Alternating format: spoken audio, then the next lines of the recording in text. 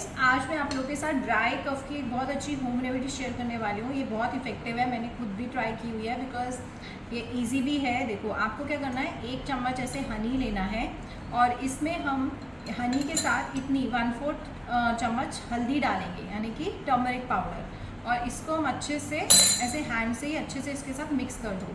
और अब आपको इसको सीधा, इस वाले सिरप को सीधा आपके गले में छोड़ना है, क्योंकि ड्राई कफ जो होती है वो ज़्यादातर आपके थ्रोट से स्टार्ट होती है। थ्रोट में जो, तो ये जो हल्दी होती है एंटी इन्फ्लेमेटरी होती है, तो आपको इसको डायरेक्ट अपने टंग में नहीं रख के गले में छोड़ना है और आपको इससे ड्राई कफ में ज़रूर आराम मिलेगा। आप इसको 2 से 3 चम्मच दिन में जब भी आपको ड्राई कफ छिड़े ले सकते हैं।